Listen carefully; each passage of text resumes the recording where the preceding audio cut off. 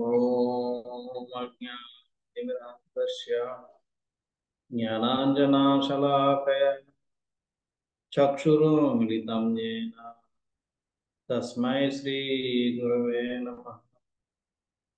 శ్రీచైతన్యమనోభీష్టం స్థాపితం येन భూతలే స్వయం రూపా కదా దదాతి స్వపదాంతికం. వందేహం శ్రీగురో శ్రీయుతాపదకమలం శ్రీగురుం వైష్ణవాంశ్చ శ్రీరూపం సాగ్రజాతా సహగణా రఘునాథం తం సజీవం సాద్వైతం సావధూతం పరిజనా సహితం కృష్ణ చైతన్య దేవం శ్రీరాధా కృష్ణ పదా సహగణా లలితా శ్రీ విశాఖాన్వితాంశ్చ హే కృష్ణ కరుణా సింధో దీనబంధో జగత్పతే గోపేశ గోపికా కాంత రాధాకాంత నమోస్తుతే. తప్త కాంచన గౌరాంగి రాధే వృందావనేశ్వరి వృషభానుసుతే దేవి ప్రణమామి హరిప్రియే. నమో విష్ణుపదాయ కృష్ణప్రస్థాయ భూతలే శ్రీమతే భక్తివేదాంత స్వామినితి నామినే. నమస్తే సరస్వతే దేవే గౌరవాణి ప్రచారిణే నిర్విశేష శూన్యవాది పాశ్చాత్య దేశతారిణే. వాంఛా కల్పతరుభ్యశ్చ కృపా సింధుభ్య ఏవ చ పతితానాం పావనేభ్యో వైష్ణవేభ్యో నమో నమః. జై శ్రీకృష్ణ చైతన్య ప్రభు నిత్యానంద శ్రీ అద్వైత గదాధర శ్రీవాసది గౌరభద్ర. హరే కృష్ణ కృష్ణ కృష్ణ హరే హరే హరే రామ హరే రామ రామ హరే హరే. హరే కృష్ణ.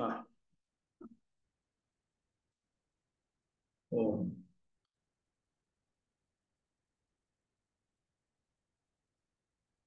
ఈనాటి వేణుల కార్యక్రమానికి మీ అందరికీ స్వాగతం. మనం రామానుజాచార్యుల వారి చరిత్రలో రామానుజాచార్యులు శ్రీరంగంలో చేసిన లీలలు మనం చర్చిస్తున్నాం.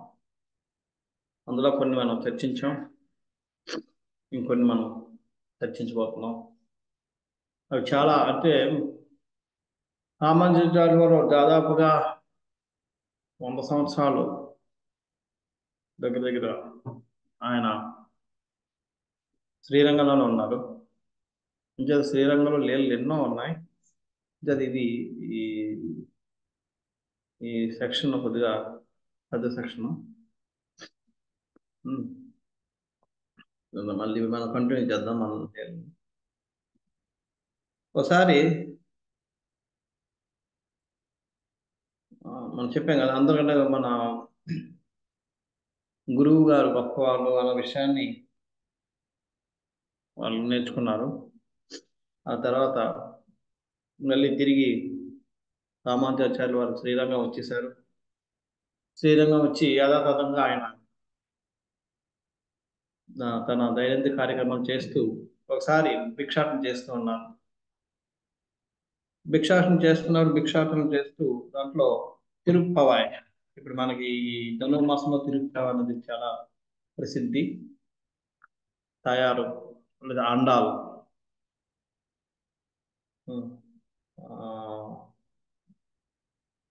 గోదాదేవి ఏదైనా పేరు ఆమె రాసిన పాసురాలు 30 ఉన్నాయి. అవి తిరుప్పవాయ్ చెప్పి అవి చాలా ప్రసిద్ధి. అందులో ఆమె ఒక గోపికగా తన గోపిక ఇచ్చేసుకుంటూ గోపికలు ఏ భావంతో భగవంతుని కొలుస్తున్నారు అన్న భావం అన్న దాన్ని ఆమె అదే భావంతో ఆమె కృష్ణుణ్ణి ఆరాధిస్తూ రాసిన పాసురాలు అవి ఎంతో ఉత్తమమైనవి. శ్రీ శ్రీ శ్రీ సాంప్రదాయంలో కూడా వాటిని అవి 30 ఆ, వాటిని పాడుతూ అందులో 18వ పాసురం పాడుతూ ఆ, భిక్షాటనకి వెళ్తుంటారు.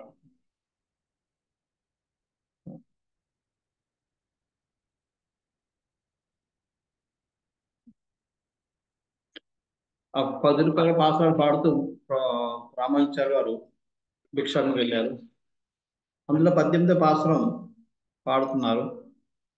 ముందు ముందు మదగల్లిత అని చెప్పి, అంటే ఆ లక్ష్మీదేవి యొక్క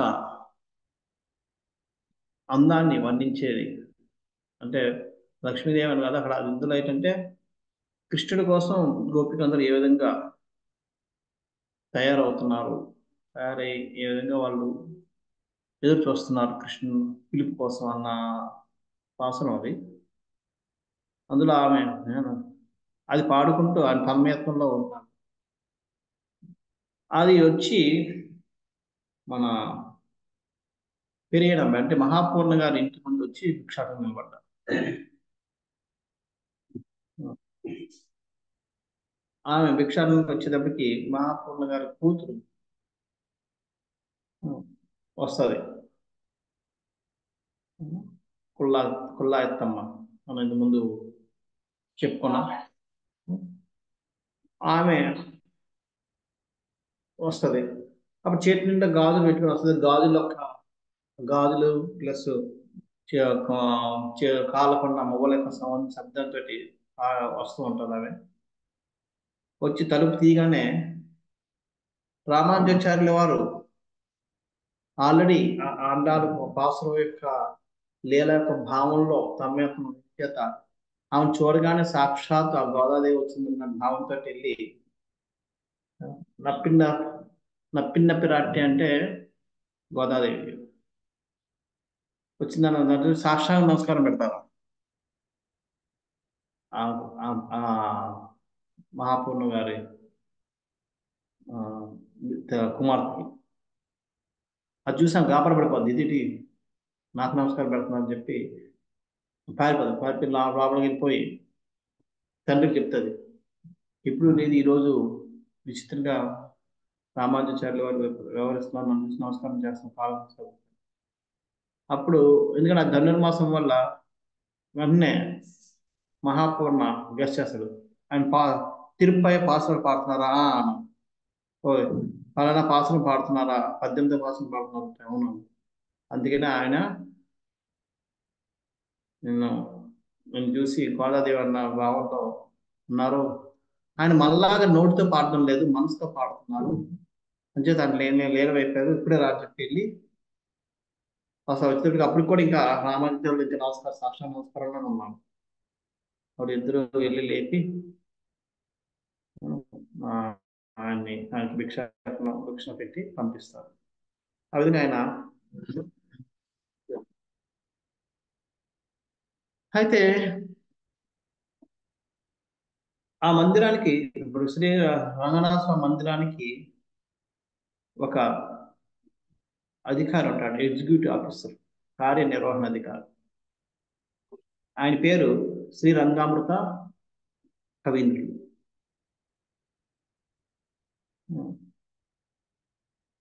ఆయన అది ఆముదనార్ ఉంది పోస్ట్ పేరు.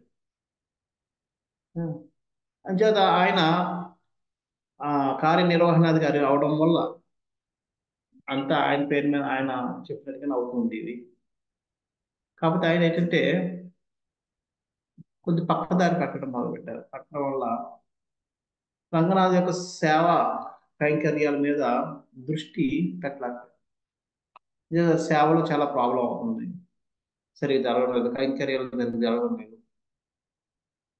రామానుజాచార్య వారు ఒకసారి కురేష్ని పిలిచి ఇలాగా నేను శ్రీ రంగమత కవీంద్రుల వారు సరిగా కార్యనిర్వహణ చేయడం లేదు, ఇక్కడ నేను ఆ, కైంకర్యాలు నాకు రంగనాథ కైంకర్యాలు సరిగా జరగలేదు దాన్ని సరిదిద్ద బాధ్యత నీకు అప్పచెప్తున్నా అని చెప్పి అప్పచెప్పాను. గురువు గారు చెప్పడమే చదువు. అది యాక్చువల్గా అది రామానుజాచార్యులకు ఎందుకు డౌట్ వస్తుంది అంటే ఒకసారి రంగనాథ స్వామి ప్రతిసారి ఊరేగింపుకి వెళ్ళిన ప్రతిసారి కూడా మొట్టమొదటిసారిగా వాళ్ళ ఇంటికి వెళ్తారు. ఆయన భగవంతుని సేవించి గోష్ఠి అంటే ఆ ఆ మందిరంలో ఆ నెల లేదా 2 రోజులు ఎప్పుడు వచ్చారో మళ్ళీ ఊరేగింపుకి ప్రతిసారి ఆయన రంగనాథ స్వామి వస్తుంటాడు కాబట్టి ఈ ఊరేగింపుకి మళ్ళీ నెక్స్ట్ ఊరేగింపుకి మధ్యలో ఉన్న వ్యవధిలో జరిగిన ఏమైనా పనులు జరిగితే ఆ పనుల కోసం లేదంటే ఆదాయం వ్యయాలు అంటే ఖర్చులు ఇవన్నీ ఆ రిపోర్టింగ్ రంగనాథ స్వామికి ఇస్తుండేవాడు. అది ఆచారం. కానీ ఒకసారి ఒకసారి ఇలాగే రంగనాథ స్వామి వస్తే ఆ ఇంట్లోంచి బయటకు కూడా రాడు. చాలాసేపు వీళ్ళందరూ నిలబడతారు.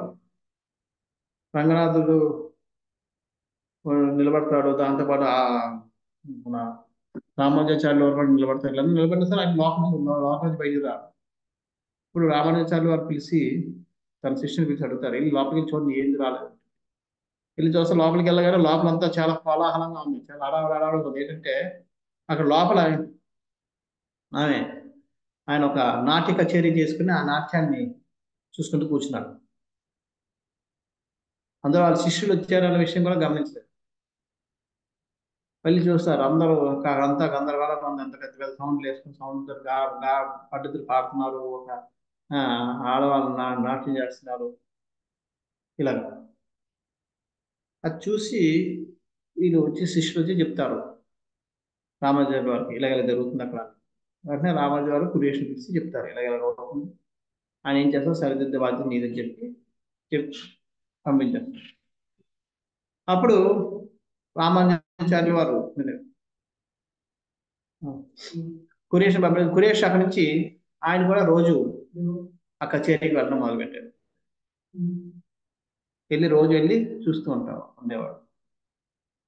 అది ఈ శ్రీరామృత కవీంద్రులు గమనించారు. ఓ కురేష్ గారు కూడా వస్తున్నారే వాళ్ళే నా కచేరీకి ఆయన మంచిదే చెప్పి గుర్తించాడు. కురేష్ గారు కూడా ఒక మాట మాట్లాడరు. మంచి చెడు ఏవాడు అలా చూస్తూ ఉంటారు. అలా ఒక రోజు కాదు 2 రోజులు కాదు 6 నెలలు వెళ్తారు. అది 6 నెలలు వెళ్తున్నాడు ఏం అనుభవమైనప్పటికీ ఆ శ్రీరంగామృత కవేంద్రులకు కూడా ఇంకా అరే ఈ చోటు పెద్దలు వస్తారు నా కచేరీ పాపులర్ అవుతుందని చెప్పి ఇంకా ఆయన చాలా ఇదైపోతుంటాడు. 6 నెలల తర్వాత ఆమె ఒక నాట్యం చేస్తుంది ఒక ఆమె ఏదో తప్పు చేస్తే కురేష్ దాన్ని సరిదిద్దాడు. ఇలా కాదు నువ్వు చేసిన తప్పు అని చెప్పి అనగానే ఆయన కోపం వస్తుంది. ఎవరికి? రంగామృత కవీంద్రుడికి. నువ్వు మీకు అంత బాగా తెలుసా మీకు నాట్యం కోసం? ఆమె చెప్పిన దాంట్లో తప్పు నుంచి అంత పెద్దవాళ్ళు అయిపోయారు. మీరైతే సరైన నాట్యం చెప్పండి చెప్పి ఆ, ఆయన గద్దిస్తాడు. కురేష్ చాలా వినయంగా ప్రామాణికంగా అన్ని అంటే ప్రమాణాలతో పాటు దాన్ని సరిదిద్ది ఇలా కాదు ఇలా చేయాలని చెప్పి చూపిస్తారు. అది చూసేటప్పటికి ఆయనకి ఇంకా ఇదైపోద్ది. అప్పుడు ఇంత జ్ఞానవంతుడు ఈయన వచ్చి ఇక్కడ కూర్చుంటున్నాడు. నేను పట్టించుకోలేదు 6 నెలలు అయినా సరే ఒక్కనాడు కూడా ఆయన నా మీద ఎవరు కంప్లైంట్ చేయడం కానీ లేదంటే చెడుగా చెప్పడం కానీ ఏమి చేయలేదు. నేను ఎంత మూర్ఖుని ఇటువంటి మహాన్ వ్యక్తిని నేను అవమానపరిచాను పలకరించకుండా కింద కూర్చొని పెట్టాను నేను పైన కూర్చుంటున్నాను అని చెప్పి కాళ్ళ మీద పడి ఇంక చెప్తాడు. ఈ రోజు నుంచి నన్ను మీరు విశిష్టంగా గమనించి నాకు 4 మంచి విషయాలు నాతో చర్చించడానికి రోజు అని చెప్తారు. అప్పటి నుంచి కురేష్ రోజు వెళ్తుండేవాడు. ఆ, ఇంకా భగవత్ చర్చ జరుగుతూ ఉండేది. అలా అవుతున్న కొద్దీ ఇంకా అది వెంటనే కొద్దీ ఆయన యొక్క మనసు మారి కురేష్ను ఒక క్షణం కూడా విడిచిపెట్టి ఉండలేకపోతుండేవాడు. ఇది రోజు కురేష్ లైన్దే ఆయన చర్చించకపోతే ఆయనకి రోజు గడిచింది కాదు. అంత ఆ విధంగా ఆకర్షితులైపోయాడు. తనలో భక్తి కూడా పెరిగింది. పెరిగితే తర్వాత అప్పుడు కురేష్ కోరిక మీదకి వచ్చి రామానుజాచార్యుల వారికి ఆయన దాసోహం అవుతాడు. రామానుజాచార్యుల వారు అది పట్టించుకోరు, కానీ వెళ్తారు. అయితే ఆయన యొక్క ఆ చెడు వ్యవహారం పోయినది రామానుజాచార్యుల వారు అంటే అక్కడి నుంచి ఆ నాటకాలను మానేశాడు. మళ్ళీ తన కార్యనిర్వహణకు వస్తున్నాడు. హ్మ్. మళ్ళీ మందిరంకి వస్తున్నాడు, మందిరం కార్యం చేస్తున్నాడు. చెడుదారి నుంచి మంచి దారికి వచ్చాడు. కానీ రామానుజాచార్యుల వారు ఇంకా సంతృప్తిగా లేరు ఆయన చేసిన అంటే ఆ దీని మీద. అప్పుడు అంటే ఆయన యొక్క నిర్వహణ వల్ల సంతృప్తి లేకపోవడం బట్టి రామానుజాచార్యుల వరకు ఆయన ఎలాగైనా తప్పించి ఆయన నుంచి అధికారం తీసుకోవాలన్న ఆలోచన ఉన్నారు. ఏ విధంగా తీసుకోవాలని ఆలోచిస్తున్న సమయంలో ఒకసారి ఆ నేను శ్రీ రంగామృత కవీంద్రుల వారి తల్లి గారి తద్దినం వస్తుంది. ఆ తద్దిన భోజనానికి రామానుజాచార్య వారిని పిలిస్తే రామానుజాచార్య నేను రాను, నా వరకు కురేష్ వస్తానని చెప్తాడు.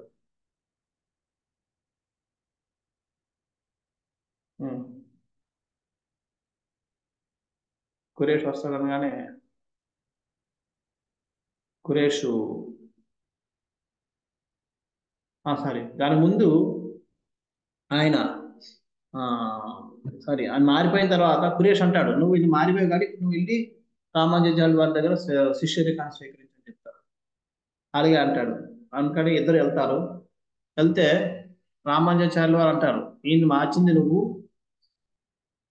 ఆయన నీకే చాలా దగ్గర అయ్యాడు కాబట్టి నువ్వే ఆయనకి గురువుగా నువ్వే ఆయన శిష్యుగా స్వీకరించని చెప్తాడు. ఆ శిష్యుగా స్వీకరించి ఆయన పేరు తిరువరంగత్త ముదవారం అని చెప్పి పేరించి ఆయన దీక్షిస్తారు కురేష్. ఆ విధంగా శ్రీ రంగామృత కవీంద్రులు తిరువరంగత్త ముదనార్ అయ్యారు. తిరువరంగత్త ముదనార్. ఆ తర్వాత ఆయన రామానుజాచార్యుల వారి మీద ఆయన పొగుడుతూ 108 శ్లోకాలు గల ఒక గ్రంథాన్ని రచించాడు. అవి ఎంత ప్రాముఖ్యత అంటే మనం మన బ్రాహ్మణ దీక్ష తీసుకున్నప్పుడు గాయత్రి మంత్రాన్ని ఏ విధంగా అయితే ఉచ్చరిస్తామో అలాగా శ్రీ సాంప్రదాయంలో ఎవరైనా దీక్ష తీసుకోవాలంటే ఈ 8ని రోజు చదవాలి. 108 అంత ప్రాముఖ్యత కలిగిన శ్లోకాలు. సో ఆ విధంగా దాన్ని అంత దివ్యమైన శ్లోకాలు ఆయన రాశారు ఆ గ్రంథం రామానుజాచార్యుని. అయితే రామానుజాచార్య వారు ఆ శిష్యుడు అయినప్పటికీ ఈ విధంగా వైష్ణవుడు అయినప్పటికీ కూడా ఆయన కార్యనిర్వహణ మీద లేకపోయేటప్పటికీ ఎలాగ తాళాలు తీసుకొనుకుంటారు. అప్పుడు మళ్ళీ ఆ తద్దినం రోజు పిలిస్తే రామాచార్య నేను రాను, కురేష్ వస్తాను చెప్తారు. కురేష్కి వెళ్ళేదని చెప్తాడు, నువ్వేం చేస్తావు తెలియదు, నాకు ఆ ఆలయ అధ్యక్షులకు అధికారం నా దగ్గర నాకు కావాలని చెప్పి చెప్పి అలాగే అని చెప్పి చెప్తాడు. వెళ్ళిన తర్వాత అక్కడికి వెళ్ళి భోజనం చేస్తాడు. తన గురువు గారి స్వయం వచ్చినందుకు చాలా ఆనందపడిపోతాడు. తిరువరంగత్త ముదనార్ ఆనందపడిపోయి భోజనం పెడతాడు. చాలా అన్ని సపర్యాలు చేస్తాడు. చేసిన తర్వాత అది ఒక ఆచారం. మీరు అంత సంతృప్తి అయినా మీకు ఇంకేమైనా కావాలంటే లేదంటే బాగున్నాయని చెప్పి వాళ్ళు సమాధానం చెప్తారు. సో అదే విధంగా అంత అయిపోయిన తర్వాత నేను అడుగుతాడు వెళ్ళి, గురువారి సంతోషమేనా, అన్ని బాగా జరిగాయి, అంత సుఖమైన ఆనందంగా ఉన్నారా, మీకేమైనా సంతృప్తే కదా అని. కురేష్ ఏం మాట్లాడు, అలా ఉంటాడు. నాకు అర్థం ఏదో ఉందని. గురువారి మీకే అడుగుతున్నాను, ఏమైనా కావాలంటే అడగండి, నీకు ఇదేం తెలుసు. అందుకనే కురేష్ మళ్ళీ మాట్లాడకపోతే అంటారు, ఏదైనా సరే నేను అని తప్పు అయితే కరెక్షన్ చేయండి, లేదంటే ఏం కావాలంటే అడగండి నేను ఇస్తానంటే అప్పుడు అంటాడు, మందిర అధికారం కావాలి అనగానే ఆయనకు అర్థం అవుతుంది. నేను ఇంకా నా కార్యనిర్వహణలో నేను సంపూర్ణంగా నిర్వహించడం లేదు కాబట్టి మా గురువర్యులు, మా గురువు గారి ఆచార్యులైన రామానుజాచార్యుల వారు నాతోటి ఆ, సంతృప్తిగా లేరు. అది కాకుండా వాళ్ళ చేతుల మీద జరుగుతూనే బాగా జరుగుతుంది అని చెప్పి వెంటనే తీసుకొచ్చి తాళాలు ఇచ్చేస్తారు. ఆ తాళాలు తీసుకుని సురేష్ వచ్చి రామానుజాచార్య వారికి అప్పచెప్తారు. అప్పటి నుంచి రామానుజాచార్య వారు మొత్తం ప్రక్షాళనం అంటే పద్ధతులు అన్ని మార్చేశారు, అన్ని టైం టు టైం జరగడం, ఒక లెక్క ప్రకారం జరగడం అవన్నీ చేశారు. ఆ విధంగా రామానుజాచార్యుల వారు రంగనాథ్ యొక్క సేవని సంపూర్ణంగా ఆ, మార్చిపెట్టేశారు. అది అయిన తర్వాత అది ఎప్పుడైతే జరిగిందో రామానుజాచార్యుల వారి మీద అందరికీ కక్ష పెరిగిపోయింది. ఎందుకంటే అంతవరకు ఈయన సరిగా లేకపోయేటప్పటికీ ఆ, ఎవరు శ్రీరంగామృత కవయిత్రులు, ఏదో తిరువరంగ తిరువరంగ మొదనారు, ఆయన సరిగా లేకపోయినప్పటికీ ఎవరికి నచ్చింది వాళ్ళు దోచుకోవడం మొదలుపెట్టారు భగవంతుడి పేరు మీద వచ్చిన కానుకలు వాటి ఇట్లని. కానీ ఎప్పుడైతే అధికారాన్ని మళ్ళీ రామానుజాచార్యులు వారు మళ్ళీ తీసుకున్నారో వారి యొక్క ఈ అరాచకాలన్నీ ఆగిపోయాయి. దాంతో చాలా మందికి రామానుజాచార్యులు అంటే విరోధం మొదలైంది. ఎందుకంటే వారి యొక్క ఈ దొంగపు రాబడి ఏమో అంతా తగ్గి పడిపోయింది, అవడం లేదు. సో వీళ్ళందరూ అనుకుంటున్నారు ఏదో రకంగా ప్రతిరోజు ఏదో రకంగా రామానుజ స్వామి తిట్టుకోవడం మొదలుపెట్టారు, పూజారులు అయితేనే లేదంటే అధికారులు అయితేనే అందరూ. సో ఒకసారి వీళ్ళందరూ గోష్ఠి పెట్టుకున్నారు పూజారులందరూ, ఏ విధంగా మనం ఆ, మన పూర్వ వైభవం అంటే ఏంటి, మళ్ళీ దోపిడీ, మనం మళ్ళీ పూర్వ వైభవం మనం తెచ్చుకోవాలి, ఏ విధంగా దీన్ని ఆపాలి అని వాళ్ళందరూ సమావేశం పెట్టుకున్నారు. సమావేశంలో నిర్ణయించింది ఏంటంటే మనం ఉన్నంతసేపు మనం ఏం చేయలేం, రామానుచార్య వారు ఉన్నంతసేపు మనం ఎటువంటి ఆ, అరాచకాలు చేయలేం కాబట్టి ఈ నిర్మూలించడమే ఉత్తమము అంటారు. ఎలాగంటే ఏదో చేస్తారు, ఆయన్ని తొలగించాలి. ఎలా తొలగించాలంటే అప్పుడు దాంట్లో ఒక పుజారి ఆ, ఆయన తీసుకుంటాడు, జమీదారి తీసుకుంటాడు, నేను ఆ బాధ్యత తీసుకుంటాను. ఏంటంటే ఆయన రోజు భిక్షాటన వస్తాడు కాబట్టి భిక్షాటన వచ్చినప్పుడు ఆ భిక్షాటనలో మనం విషప్రయోగం చేసి అని చెప్తామని చెప్పి. అయితే ఆ బ్రా పూజారి యొక్క భార్య పేరు తిరుక్కొచ్చి, ఆమె రామానుజాచార్యుల వారి యొక్క పరమ భక్తురాలు. ఉమ్. ఒకరోజు భర్త చాలా ఆ, ఆనందంగా పరిగెట్టుకు వస్తాడు, ఆ సమావేశం అయిపోయింది పరిగెట్టుకుని ఆనందంగా వస్తాడు, వచ్చి తిరుక్కొచ్చి అని పిలుస్తాడు. భర్తలో ఉన్న ఆనందాన్ని చూసి కానీ ఆమె ఆనందం, ఏది స్వామి, ఏమి స్వామి, ఏమైంది ఈ రోజు మీరు ఇంత ఆనందంగా కనబడుతున్నారు? ఆనందం కాదు, రేపు రామానుజ వారు భిక్షానికి వస్తున్నారట మన వీధికి, అంచేత మనం భిక్ష వెళ్తాం అనగా నాకు పొంగిపోద్ది. ఎందుకంటే రామానుజాచార్యుల వారిని తిట్టని రోజు అంటూ లేదు. ఎందుకంటే ఆయన కూడా అరాచకాలు చేసే వ్యక్తి, ఏ, ఆ పార్టీలో మనిషి, ఆయనది కూడా ఆగిపోయింది. అంచేత తిట్టండి ఏ రోజు కూడా తిట్టని రోజు అంటూ లేదు. అలాంటిది ఈరోజు మా స్వామి రామానుజాచార్యులను ఎలా పొగుడుతున్నారు, ఎంత ఆనందం. వెంటనే లోపలికి వెళ్ళి భగవంతుడు నమస్కారం పెట్టండి, భగవంతుడా ఆ, నా భర్తకి ఇంత మంచి గుణాలు ఇచ్చినందుకు నేను చాలా ధన్యుణ్ణి అని చెప్పి అని చేస్తారు. అని ఆనందపడిపోతుంది. ఆనందపడిపోయి ఆ ఒక ఆనందం చూసి ఈయన ఇంకా ఆనందపడతాడు. ఓకే కొని రేపు మంచిగా భోజనం వండు. ఉం? ఆయనకి మంచి భిక్షాటన చేయాలంటారు. అందుకనే అప్పుడు ఇంకా వండలేక అంటది, స్వామి ఎన్ని రోజులకి నేను ఇది పెట్టినాను, ఎన్ని ప్రార్థనలు చేస్తున్నాను మీరు ఇలా మారాలని చెప్పి. ఈ రోజుగా నా ప్రార్థనలు భగవంతుడు విన్నానంటే నేనేం మారలేదంటది. అంటే అదే తీర్పు స్వామి అంటే ఆ నేను రేపు భిక్షాటన చేస్తున్నాను, భిక్ష ఇద్దామంది. నువ్వు వండిన తర్వాత దాంట్లో విషం కలిపి ఆ విషం ఇస్తా. ఇస్తే విషం తిని ఆయన చనిపోతే మనం మాకు ఈ మాకు ఆటంకం మేము చేసే ఈ అరాచకాలకి ఈ ఆటకి ఆటంకం ఉండదు. ఆయన తొలగించాలన్న ఉద్దేశం మీద చేసాం. అది వినగానే ఆ గొంతు కారిపోతుంది. నోరంతా ఎండిపోయి నోట మాట వెన్ను కుప్పి కూలిపోద్ది అక్కడ.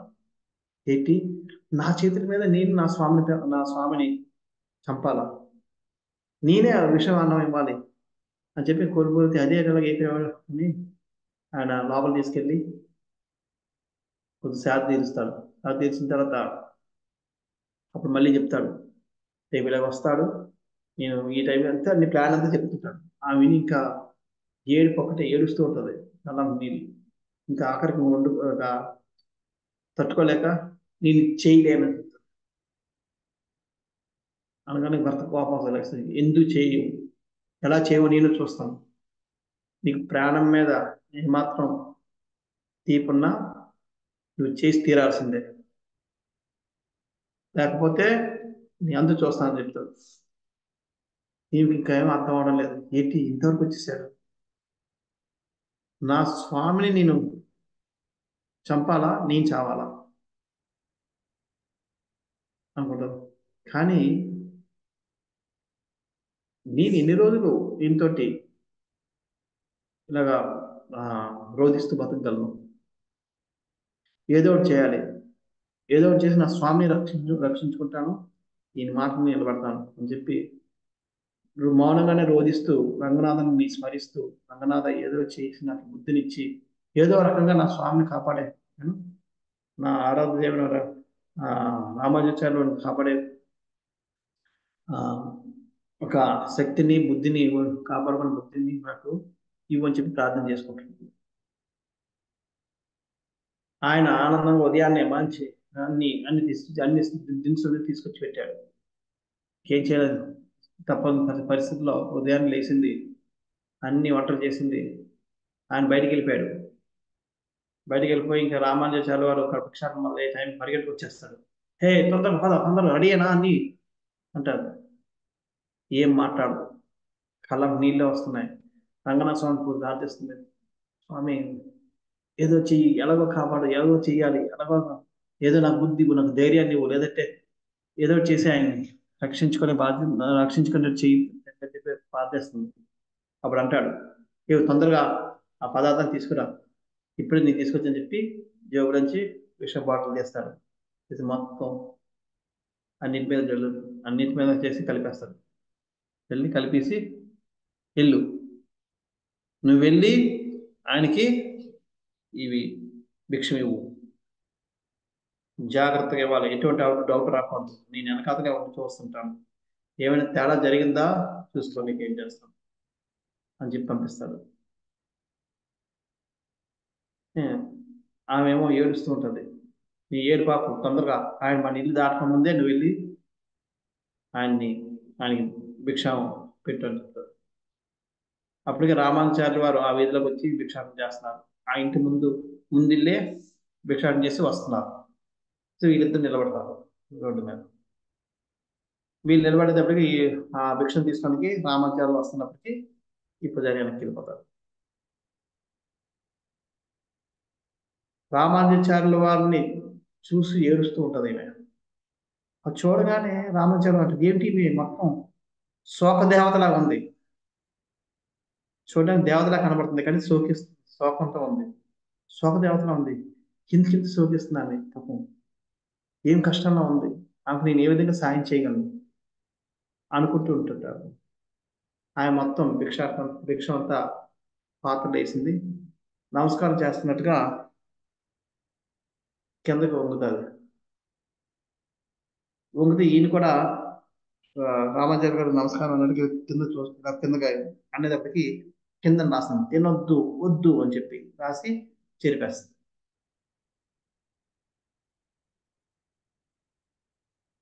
చెరిపేసి వెళ్ళిపోతుంది. ఇది ఈయన భర్త దూరం నుంచి చూస్తున్నాడు కాబట్టి అంతా సక్రమంగా జరిగింది అనుకుంటాడు, వెళ్ళిపోతాడు. రామానుజాచార్యులకు ఒకటే, ఈమె చూస్తే ఇందుకు ఏడుస్తుంది, తినొద్దని రాస్తుంది. ఏమిటి, ఎందుకు తినొద్దంటుంది, ఎందుకు ఆమె ఏడుస్తుంది, ఆమె ఆమె యొక్క ఏడుపుకి నేను తినకపోవడానికి కారణం ఏమైనా ఉందా అని తన యొక్క మనస్సు అంతా పరిపరి విధాలుగా ఆలోచిస్తుంది. ఆ ఆలోచన చిరాకులో ఆయనక భిక్షాటన చేయాలనిపించక వెళ్ళిపోతాడు. మళ్ళీ వెనక్కి వెళ్ళిపోతాడు. వెళ్ళిపోయి ఆలోచిస్తూ కూర్చుంటాడు.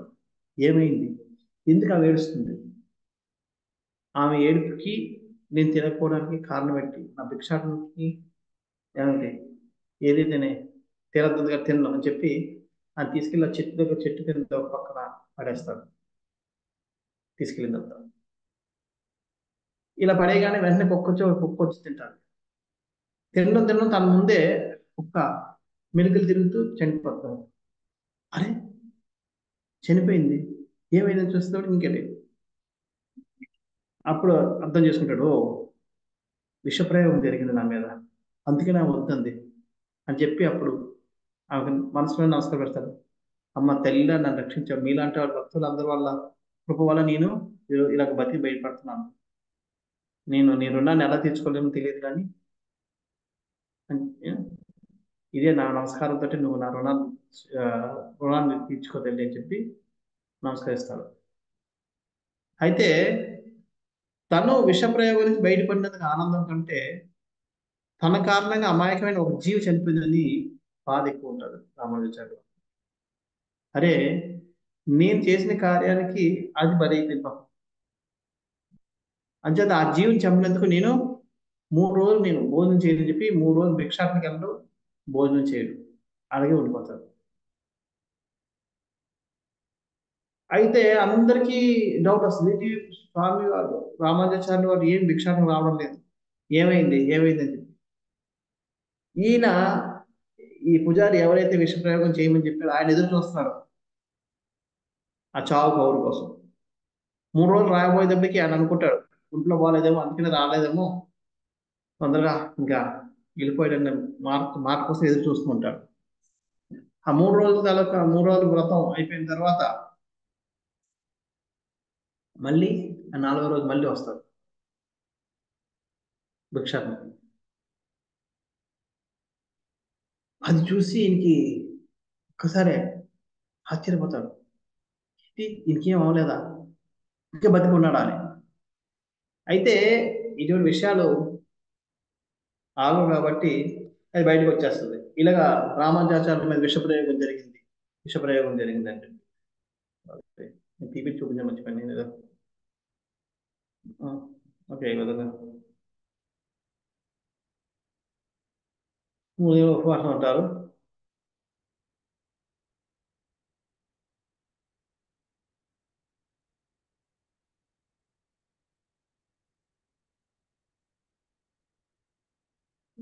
తీపిని చూపించారు.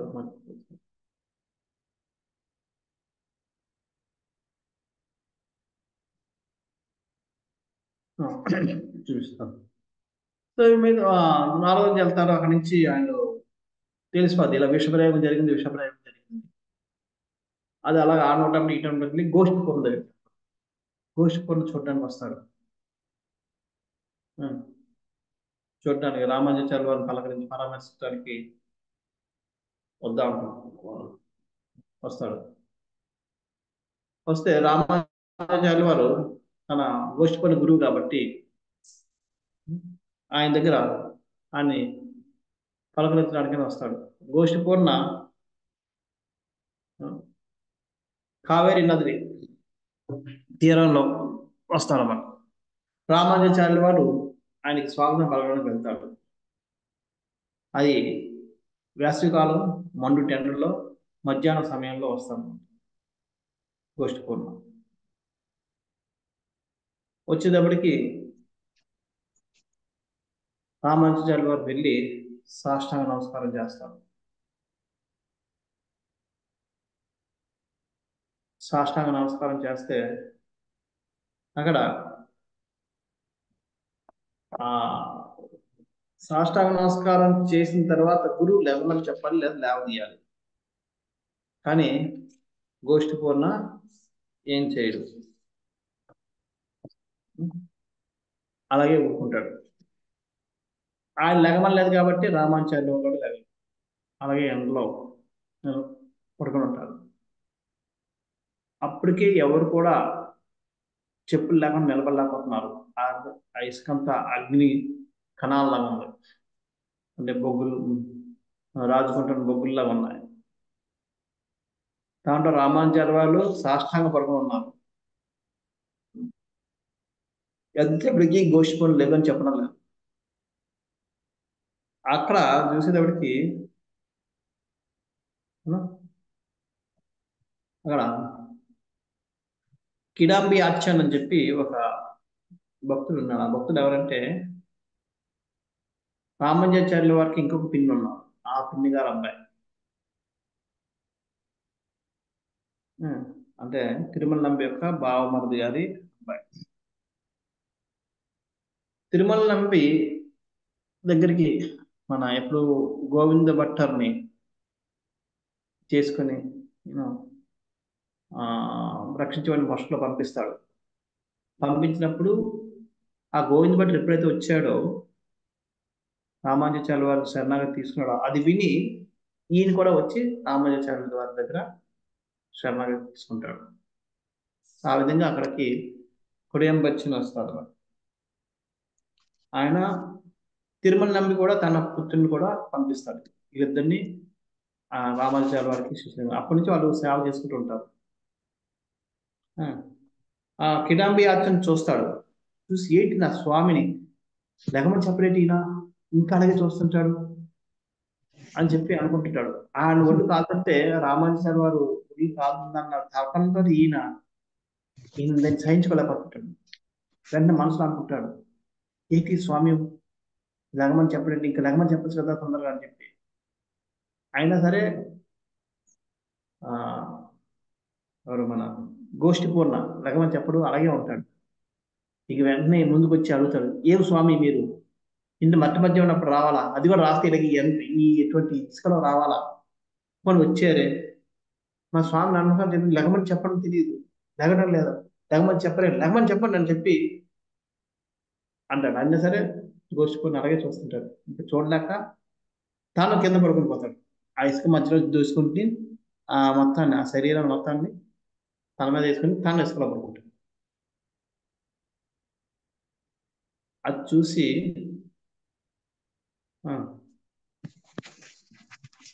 గోష్ఠి పూర్ణ చాలా ఆనందపడతాడు. కిడాంబి ఆచరణ యొక్క గురు భక్తికి చూసి వెంటనే రామానుజాచార్య వాళ్ళు లేమంటారు, కిడాంబి ఆచరణని ఆలింగనం చేసుకుంటాడు. చేసుకుని రామానుజ ఇంత గురుభక్తుని శిష్యుని నువ్వు పొందడం అనేది నీ అదృష్టం. అంచేత ఈ రోజు నుంచి నువ్వు ఎవరి మీద ఆధారపడ, నిన్ను కంటి కాపాలాగా కంటి రెప్పలా కాపాడుకునే వ్యక్తి నీతో ఉన్నాడు. ఈ రోజు నుంచి ఈయనే నీకు సేవకుడు, ఈయన చేతి వంటకమే తిను, ఇంకా బయటికి నువ్వు వెళ్ళాల్సిన అవసరం లేదు, ఈయనతో సేవలు చేయించుకో అని చెప్పి ఆదేశిస్తాడు. అది గురు ఆజ్ఞ కాబట్టి ఆ రోజు నుంచి నేను కిడాంబి అర్చన్ ఏదైతే వండుతున్నాడో అక్కడి నుంచి అదే తినడం. అంటే అక్కడ కూడా కిడాంబి అర్చన్ వండునో ఈయన భిక్షాటనకి వెళ్తే ఆయన ఉండి ఆ భిక్షం ప్రార్థన వేసేవాడు. అది వచ్చి తినేవాడు. ఆ విధంగా ఈ విధంగా రామానుజాచార్య వారు రోజు భిక్షాటనకి వెళ్తుంటారు. ఒకసారి రామానుజాచార్యుల వారు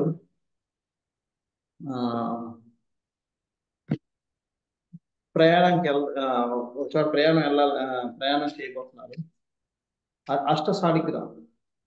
అష్టగ్రామం అష్టసహస్రం. అష్టసహస్రం అనే ఒక ఆ, ఒక ఊరు ఉంది. ఆ ఊర్లో ఇద్దరు శిష్యులు ఉన్నారు రామానుజాచార్య వారికి. ఒకరి పేరు యజ్ఞేశ్వరులు, ఇంకొకరి పేరు వరదాచార్య. యజ్ఞేశ్వరుడు చాలా ధనికుడు. ఈయన ఎంత ధనికుడో వరదాచార్య అంత పేదవాడు. ఏ రోజుకి ఆ రోజు భిక్షాటనతో జరుగుతుంది. ఆ భిక్షాటన కూడా సరిగ్గా వస్తుందా లేదా అన్నట్టు ఉండేది. కొన్నిసార్లు సరిపోయేది, కొన్నిసార్లు సరిపోయేది కాదు. ఆ విధంగా బతుకుతున్నాడు. అయితే ఆయన ఎలాగో వెళ్తున్నా కదా, దారిలో ఇద్దరిని చూసి పలకరించి వెళ్దాం. యజ్ఞేశ్వరుడు ధనికుడు కాబట్టి వాళ్ళ ఇంటి దగ్గర మనం ఆ, భోజనం చేసి వెళ్దాం అని చెప్పి రామానుజాచార్య తన శిష్యుని ఇద్దరిని పిలిచి పంపిస్తాడు. మీరు వెళ్ళి అష్ట సహస్రానికి వెళ్ళి ఆ యజ్ఞేశ్వరుడు చెప్పారంటే రేపు ఆ, ఆ, గురువు గారు వస్తున్నారు సపరివారం, నా శిష్య పరివారంతో పాటు మీ ఇంటి దగ్గర భోజనం చేస్తారు అని చెప్పి. అది వినగానే యజ్ఞేశ్వరుడు ఎంత ఆనందపడిపోతాడంటే అప్పుడు ఇంక వెంటనే మొదలు పెడతాడు. నువ్వు రా ఇట్లా ఈ పని చేయి, ఆ పని చేయి, అప్పటి చేయి అరేంజ్మెంట్స్ స్టార్ట్ చేసేస్తాడు. గురువు గారు వస్తున్నారంటే తోరణాన్ని కట్టండి, ఇలా బంద్ వేయండి, ఇవ్వండి అని చెప్పి ఈ శిష్యులందరూ ఇద్దరు శిష్యులు కూడా చాలా ఆనందపడతారు. అబ్బా, ఎంత గురు భక్తి. ఆ, మనం చెప్పగానే ఆయన అరేంజ్మెంట్స్ అన్ని చేయడం మొదలు పెట్టారు అని చెప్తారు. చాలాసేపు అక్కడ కొంతసేపు నిలబడితే ఇంకా ఆయన ఇంకా బిజీ, మొత్తం అరేంజ్మెంట్స్ లో బిజీ అయిపోయాడు. కొంచెంసేపు చూసుకుని వెనక్కి వచ్చేస్తాడు. వచ్చి గురువు గారు చెప్తారు, రామానుజాచార్య గారు చెప్తారు, వచ్చి చెప్తారు వెళ్ళొచ్చామని. అవునా వచ్చేసారా, ఎలా కొన్నాడంట. ఏం చెప్పాలి, ఆ ఆనందానికి హద్దులు లేకుండా పోయాయి. మేము వెళ్ళడమే, ఆయన అరేంజ్మెంట్స్ మేము ఇలా చెప్పే లేదు, అరేంజ్మెంట్ మొదలు పెట్టేశాడు. మీకోసం ఘనమైన స్వాగతానికి ఆయన ఏర్పాట్లు అన్ని చేస్తున్నాడు అంటారు. ఓకే, అది బాగానే ఉంది. మిమ్మల్ని ఏం చూస్తున్నాడు. అక్కడ చూసుకునేది ఏముందండి, ఆయన అరేంజ్మెంట్స్ టైం సరిపోతుంది దాంట్లో ఆతుకులు అక్కడే ఉన్నాడు. మమ్మల్ని మాకేం చూడలేదంటే, అవునా అంటే మీరు భోజనాలు కూడా లేకపోతే, లేదు మేము ఆకలితో వచ్చాం. అవునా అంటే, అంటే ఈయనకి అర్థం అవ్వలేదు.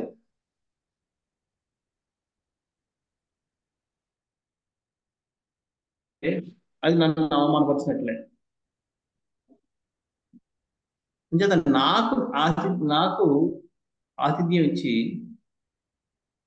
నా భక్తుల్ని పట్టించుకోకపోతే అది నాకు అవమానం చేసినట్లే. ఈ మాత్రం ఇంకిత జ్ఞానం కూడా లేని వ్యక్తి దగ్గరికి వెళ్ళి భోజనం స్వీకరించడం ఇది జరగదు. అంచేత నేను ఇక్కడ కాకుండా వరదాచార్యుల వారి ఇంటికి వెళ్ళి అక్కడ నేను ఆ, భోజనం స్వీకరిస్తానని చెప్పి నిర్ణయించుకుంటాను.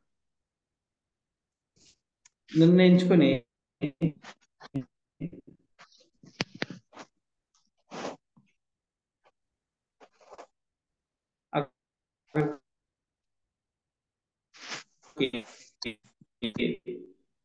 వరదాచార్య పత్తికొల్లి నాచియార్ అంటారు.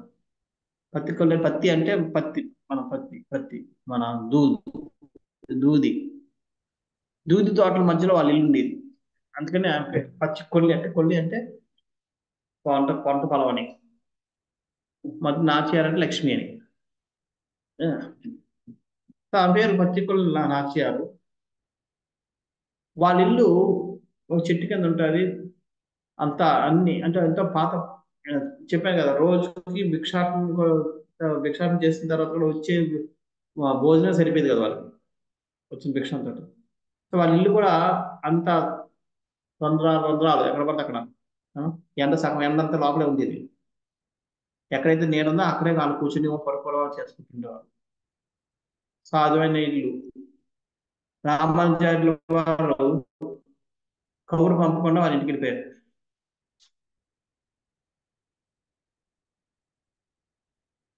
అది ఆమె లోపల కూర్చుని చూస్తుంది. రామానుజాచార్యులు వస్తున్నారు వస్తున్నారు మా ఇంటికి వస్తున్నారు. మా ఇంటికి వస్తున్నారు అని చెప్పి ఇంకా ఆనందం. కానీ ఆమె బట్ట ఎలా ఉంటుందంటే మొత్తం చిరిగిపోయి ఉంటారు. ఆ పని చేస్తున్న లెగిసి స్వాగతం పలుకుదని అనుకుంటుంది, కానీ బట్టలు చూసుకుంటే మొత్తానికి ఎక్కడ పడితే అక్కడ కన్నాలు ఉన్నాయి. ఇటువంటి దాంతో నేను ఎదగలుగుతాను. అందులో ఒక సన్యాసి. సన్యాసి ముందుకు నేను ఈ విధంగా ఎలాగెళ్తాను, వెళ్ళని చెప్పి ఆమె తలుపు పక్కనే నిలబడిపోతుంది. రామాచార్యుల వారు లోపల వస్తారు, ఇంటి ముందుకు వచ్చి వస్తారు. ఏమ్మా, ఎవరో లోపల ఉన్నది, వరదాచారి గారు ఉన్నారా అన్నాడు. ఆమెకైతే పరిగెట్టి వెళ్ళి ఆయన మీద వెళ్ళి కాళ్ళకి వెళ్ళి నమస్కారం చేయడం ఉంది, కానీ ఆ భర్తల స్థితి చూసుకొని వెళ్ళకపోద్ది. వెళ్ళాక ఏం చేయాలి తెలియక ఇలా పైకి చేతులెత్తి ఇలా చప్పట్లు కొడుతుంది. కొట్టేటప్పటికి అంటే ఆల్రెడీ రూమ్ అంతా చితికిపోయి ఉంది కదా, దాంట్లో నుంచి కనబడుతుంది, చేతులు కనబడుతున్నాయి. రామానుజాచార్య వారు అర్థం చేసుకుంటారు. చేసుకుని తన పైన ఉత్తరిని తీసుకొచ్చి ఆ లోపలికి వెళ్తారు. ఇసలుగానే ఇంకా ఆమె యొక్క ఆనంద హద్దులు లేవు. ఎందుకంటే గురువు గారి మహా దొరికింది. దాన్ని పట్టుకు కూర్చొని చాలా ఏడుస్తుంది. ఏడ్చి ఇంకా తప్పదు, గురుగారు విసిరేయాలంటే బయటకు వచ్చి మాట్లాడమని అని చెప్పి ఇంకా అప్పటికప్పుడు సర్దుకొని ఒంటి మీద కప్పుకొని పరిగెట్టుకు వచ్చి నమస్కారం చేస్తుంది. నమస్కారం చేసి స్వాగతం పలికి రండి కూర్చొని ఉంటుంది. అప్పుడు అనుకుంటుంది, అరే గురువు గారు వచ్చారు, నా భర్త కూడా లేరు సమయానికి, ఉం? ఇంట్లో సామాన్లు కూడా ఏం లేవు, అన్ని నిండుకున్నాయి, ఏ విధంగా నేను వీళ్ళకి సేవ చేయగలను అని చెప్పి ఆలోచిస్తూ కూర్చుంటారు. ఉం.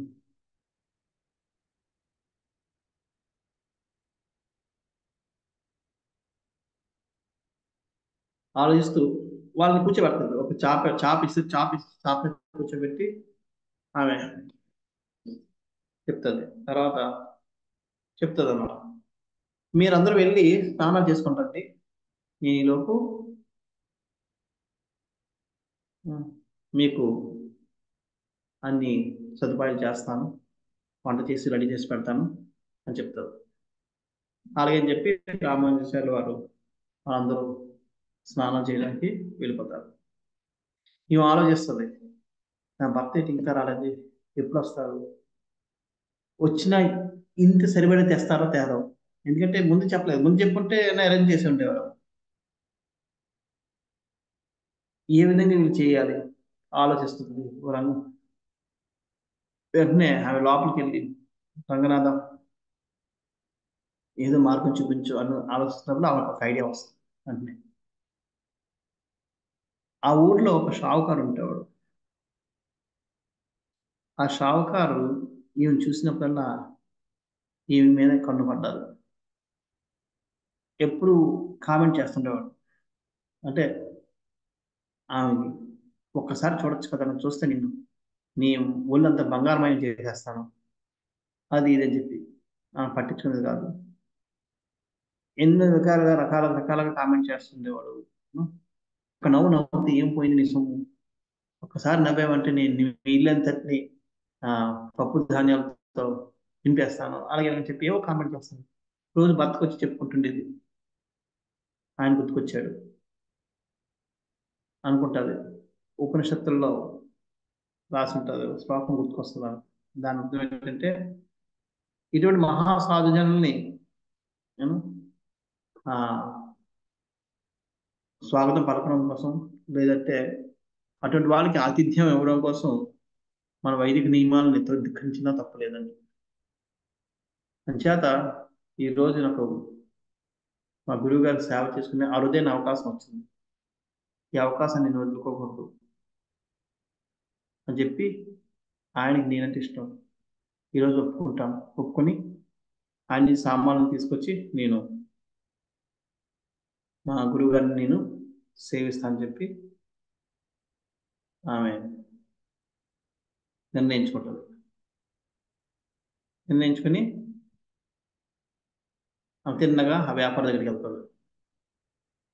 వ్యాపారి ఈమె ఏ, పతిక్కల్లి నాచియారు ఏ విధంగా అయితే రామానుజాచార్య తన ఇంటికి వస్తున్నప్పుడు ఆనందం పట్టుకోలేకపోయారు, అదే విధంగా ఈమె ఆయన దుకాణం వెళ్తున్నప్పుడు ఆయన ఆనంద భరిత వ్యక్తి మా ఇంటికి వస్తుంది ఏమే నా కోసమే నాతో మాట్లాడుతున్నాను నమ్మలేకపోతున్నాడు. ఎందుకంటే ఎప్పుడు కూడా కనీసం ఒక రోజు కన్నెత్తి చూడటం కానీ, లేకపోతే ఆయన మాట్లాడిన మాటలకు ఛేదించుకోవడం కానీ, లేదా నమ్మడం కానీ ఏం చేసింది కాదు. అలాంటిది ఈరోజు స్వయం తన దగ్గరికి వస్తున్నప్పటికీ ఆయనకి ఇక ఆయన నమ్మలేకపోతాడు ఆయన్ని. ఆ? అప్పుడు ఏంటి ఇలాగ వచ్చేది ఏంటి అని అడిగితే ఇలాగ మా ఇంటికి మా గురువు గారు వచ్చారు శిష్య బృందంతో. ఆయనకి నేను మంచి ఆతిథ్యం ఇవ్వాలి. అంచేత దానికి సరిపడా సామాన్లు మా దగ్గర లేవు. మీరు పంపిస్తే నేను వచ్చి మీ కోరికను తీరుస్తాను చెప్తాను. దానికి అంతకన్నా భాగ్యమా తీసుకెళ్ళని చెప్తాడు. అయితే పంపించని చెప్తాడు అంతే. ఆయన పంపించండి అంటే మొత్తం బల్బుతో పంపిస్తాడు.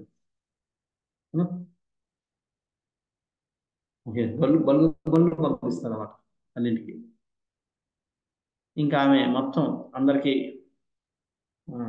భోజనాలు వండి అన్ని సిద్ధం చేసి పెడతాది. ఈలోపు వాళ్ళు స్నానాలు చేసుకుని వస్తారు, అందరికి వడ్డిస్తుంది. అంటే వాళ్ళు వడ్డించుకుంటారు, వాళ్ళు వడ్డించుకుని తినేస్తారు, భోజనాలు చేస్తారు. వాళ్ళందరూ భోజనాలు అయ్యి కూర్చున్న సమయానికి వరదాచారి వస్తారు. వరదాచారి రాగానే రామానుజాచార్య వాళ్ళు అంటారు,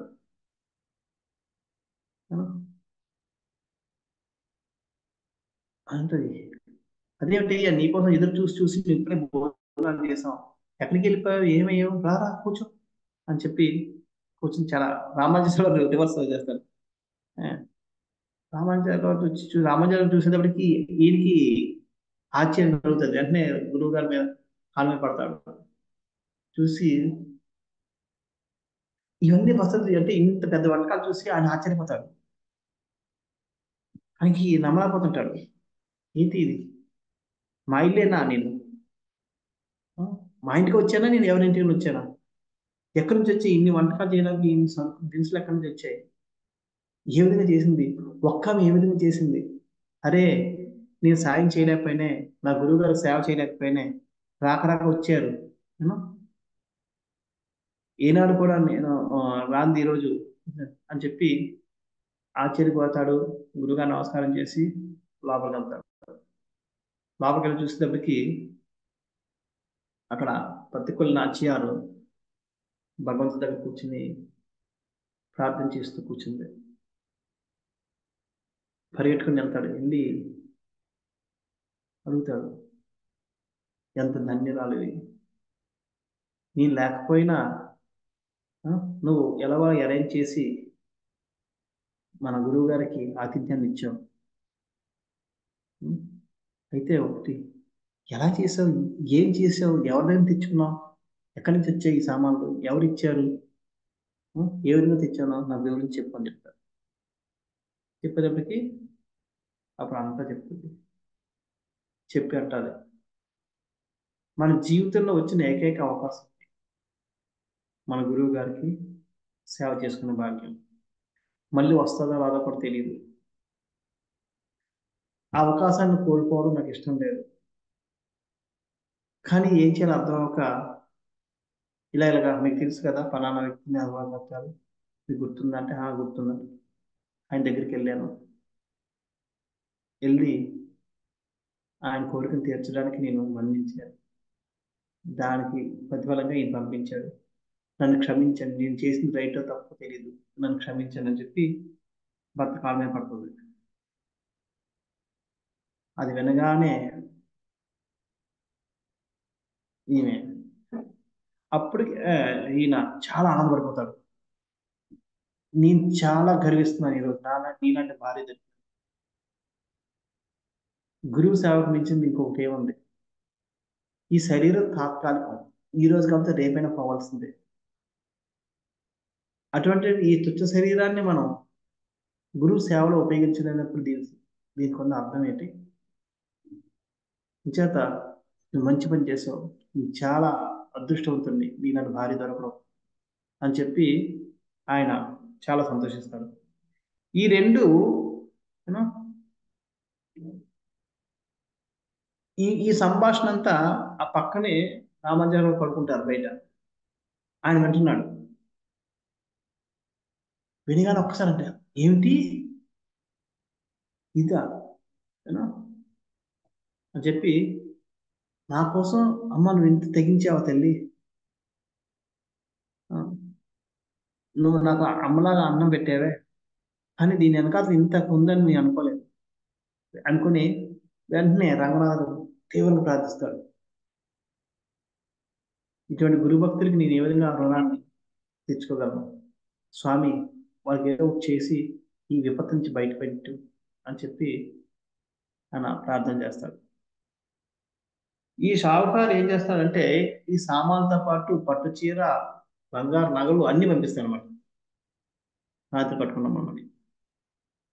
మళ్ళీ పనులే మనం ఏదైతే అయిందో అని చెప్పి భర్త మళ్ళీ మన ఇద్దరు వెళ్ళి గురువు గారికి ఇద్దరు కలిసి, నేను ఒక్కని పెట్టాను నువ్వు పెట్టావు కానీ మన ఇద్దరం కలిసి వెళ్ళలేదు, వెళ్ళి నమస్కారం చేద్దామని చెప్పి వెళ్తారు. వెళ్ళి నమస్కారం చేస్తారు. చేస్తే రామానుజాచార్య గారు ఏం తెలియనట్టుగా ఏమయ్యా ఏం భోజనం చేయించకూడదు మీరు కూడా చేసిరండి అని చెప్తే వాళ్ళు కూడా వెళ్ళి భోజనం చేసి వస్తారు. వచ్చి అక్కడి నుంచి ఇంకా వాళ్ళు సాయంత్రం వరకు రంగనాథ యొక్క లీలలన్నీ గురువారికి వింటూ ఆనందపడతారు. సాయంత్రం అవగానే ఇంకా చెప్తారు భర్త, నువ్వు వెళ్ళి తయారవని చెప్తారు. ఆమె పాపం అయిష్టంగా పట్టు చీర నాగరాన్ని పెట్టుకుంటుంది. లక్ష్మీదేవిలాగా ఉన్న ఆమెను చూసి ఆనందపడతాడు. ఆనందపడి చెప్తాడు, నువ్వు రాత్రిపూట ఒక్కదాన్ని వెళ్ళలేవు, సరే నేను కూడా వస్తాను ఆ ఇంటి వరకు, ఉం? జాగ్రత్తగా వెళ్ళి రా, మర్చిపోవద్దు మన గురుగారి ఉచ్చిష్టం పట్టుకుని వెళ్ళు ఆయనకి ఇవ్వు అని చెప్పి అవి ప్యాక్ చేయించుకుంటాడు. అంటే ఆ, ఆయనకి అడిగిన రామానుజాచార్య వారికి అడిగిన ఆ చరణామృతం, రామానుజు గారు తిన్నగా వదిలేసిన మహాకృష్ణ రెండు ప్యాక్ చేయించుకొని తీసుకెళ్తారు. ఇద్దరు వెళ్తారు. వెళ్తే ఆ షావుకారు ఇక్కడ చూస్తున్నాడు, ఎప్పుడు ఎదురు ఎప్పుడు చెక్ అవుతా ఎప్పుడు చూడటానికి ఎదురు చూస్తూ ఉన్నాడు. ఆ, ఎదురు చూస్తూ ఉన్నాడు. చీకటి అవుతుంది, ఇంకా రావడానికి చూస్తున్నప్పటికి కనబడుతుంది. కనబడేటప్పటికి ఇంకా వచ్చేస్తుంది పనులు బాగుంది అనుకునేటప్పటికి వెనకాల భర్త కూడా ఉన్నాడు. అరే ఇదేంటిది, ఈ భర్త కలిసి వస్తే ఎలాగా, ఒక్కతే రావాలి కదా, ఏమిటి ఇలా నన్ను మోసం చేసింది ఈమె అని చెప్పి అనుకుంటాడు. ఇంకా నా కోరిక ఏం తిరుగుతుంది భర్తతో అనుకుంటాడు. అనుకున్నప్పటికీ ఆ, అప్పుడు భర్త పిలుస్తాడు, అంటాడు భార్యతో, ఈ పత్తికొల్లి నాచియార్తోటి, ఇప్పుడు నువ్వు వెళ్ళు, నేను దగ్గరికి వస్తే వాళ్ళు చూస్తే మళ్ళీ ఇదవుతారు, అంచేత నువ్వు వెళ్ళిరా, నేను వెనక్కి వెళ్తాను, మళ్ళీ ఇక్కడే దగ్గరలో ఉంటాను, కానీ వెళ్ళడానికి ముందు నువ్వు ఆ, ఈ మహాప్రసాదం ఎవడో మర్చిపోద్దు ఆయనకి అని చెప్పి చెప్తారు. చెప్పి పంపిస్తాడు. ఆమె వెళ్ళి తలుపు కొడుతుంది. ఇదంతా వింటాడు ఈయన భర్త కూడా. విని ఏం తెలియనట్టుగా వస్తాడు, వచ్చి తలుపు తీస్తాడా రా అని చెప్తాడు. వచ్చిన తర్వాత ఆమె వస్తుంది, లోపలికి వెళ్ళి ఆ చరణామృతాన్ని తను తాగుతుంది. ఆ మహాప్రసాద్ కొద్దిగా నోట్లు వేసుకుంటుంది తను. అలాగే ఆయన చేయి పట్టమని చెప్తుంది, చేయి పట్టని మీకు అని చెప్పి ఆయనకి చరణామృతం ఇస్తుంది. ఆయన కూడా కళ్ళ కత్తుకొని తాగుతాడు. తర్వాత మా గురువు గారు మహాప్రసాదం ఇస్తుంది. ఆ గురువు గారి మహాప్రసాదాన్ని కూడా కళ్ళ కత్తుకొని తింటాడు. అంతే, ఇలా నోట్లో తినగానే మొత్తం మారిపోతాయి మనసు. వెంటనే కాలమే పడిపోతాడు, తన కామం అన్ని పోయాయి. కాలమే పడిపోయి ఇంకే అర్థం మొదలు పెడతాడు, నేను ఎంత మూర్ఖుణ్ణి, నీలాంటి పతివ్రతని, నీలాంటి భక్తురాలని నేను చేర్చాలని చూసిన ప్రయత్నించానే, నాకంటే మూర్ఖుడు ఇంకెవరుంటారు, నాకంటే పాపి ఎవరుంటారు, ఆలోచనకే నేను నరకానికి వెళ్ళిపోవాలి, అది నన్ను క్షమించమ్మా అది అని చెప్పి కాలమే పడతాడు.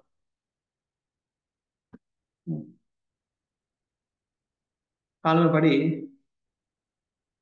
క్షమాపణ అడుగుతూ ఉంటాడు. అప్పుడు ఇంకా నీతో పాటు వచ్చింది మీ భర్త ఎక్కడ అన్న ఇస్తా అప్పుడు అప్పుడు ఇంకా బయటపడతాను ఇంకా నీ భర్త ఎక్కడ ఉన్నాడు, నీతో పాటు వచ్చాడు కదా అని. ఆయన అక్కడ ఉన్నారు, ఎదురు చూస్తున్నాను నా కోసం అంటారు. చూడు, మీలాంటి దంపతుల్ని పూజించడం నా బాధ్యత. కానీ నేను మిమ్మల్ని చేర్చాలని, మిమ్మల్ని మోసం చేయాలని చెప్పి నేను ఆలోచిస్తున్నాను. నా మీద నాకే అసహాయం వస్తుంది. ఇటువంటి భక్తుల్ని పూజించి వారు మీ యొక్క కృపా కటాక్షాలు పొందాల్సింది పోయి, నేను మిమ్మల్ని నేను ఆ మోసం చేయాలని చెప్పి, మిమ్మల్ని చేర్చాలని చెప్పి ఆలోచిస్తాను.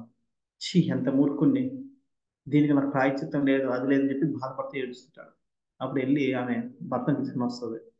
అప్పుడు ఇద్దరు చూసి ఇద్దరు ఆయన కాళ్ళ మీద కూడా పడతాడు, క్షమించండి ఆ, అని చెప్పి. అప్పుడు అంటారు, ఇదంతా మా గురువు గారికి మహాప్రసాద్ మహిమ.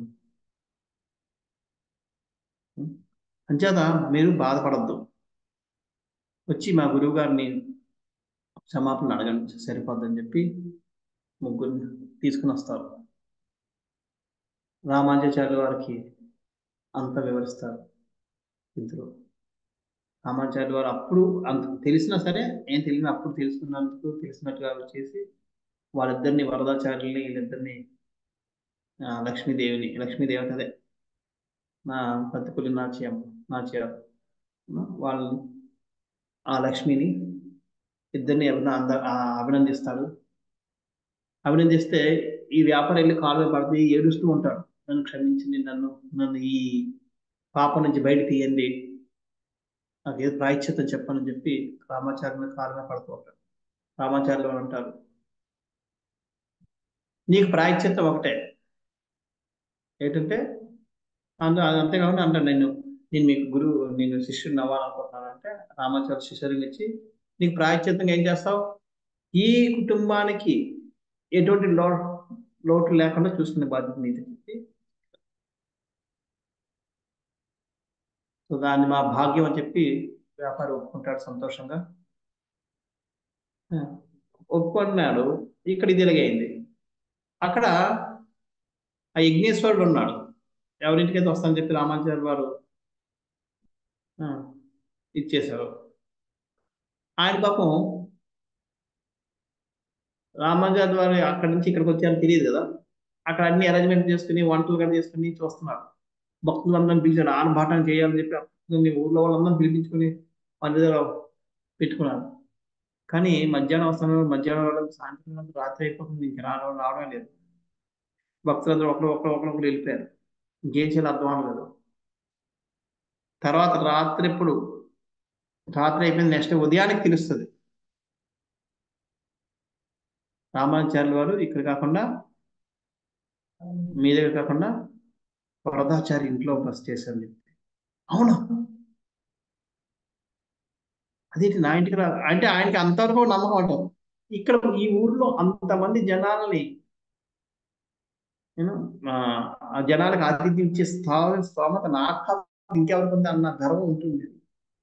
ఎప్పుడైతే తెలిసిందో అవును అని చెప్పి పరిగెట్టుకు వెళ్తాడు. వెళ్ళి కాళ్ళ మీద నమస్కారం చేసి చేస్తే రామానుజాచార్య వారు ఏం తెలియనట్టుగా, ఏమయ్యా విఘ్నేశ్వర ఎలాగున్నావు రా రా" అంటాడు. స్వామి అంటారు. ఏమైందయ్యా, ఏమి ఎలాగా అంటే, మీరు ఆ, మా ఇంటికి వస్తామని చెప్పారే, "ఆ, మీ ఇంటి దగ్గరే భోజనానికి వస్తానని అనుకున్నాను, మరి మీరు ఇక్కడ, కానీ ఏం చేస్తాను,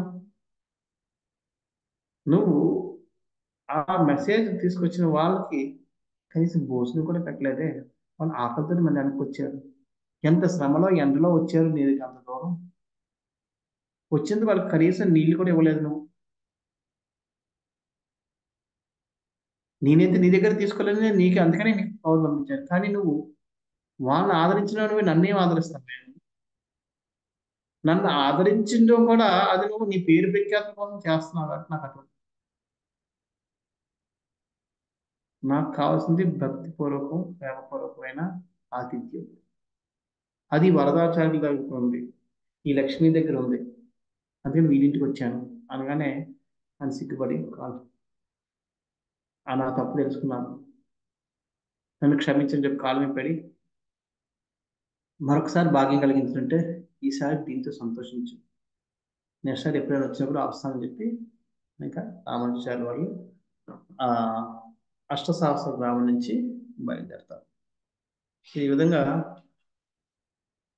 గురువు యొక్క ప్రతినిధిని గౌరవించడం కూడా గురువుని గౌరవించడం సమానం. గురువుని గౌరవించి గురువు యొక్క ప్రతినిధుల్ని మనం అవమానపరిస్తే అది గురువుని అవమానపరిచినట్లే. ఇది గురువు యొక్క ఉచ్చిష్ట మీద ఉన్న గొప్పతనం.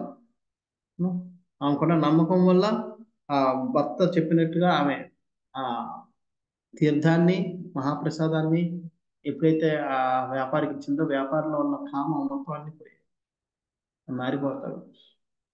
తర్వాత మహాజనుల యొక్క ఉచ్చిష్ట ప్రభావాలు,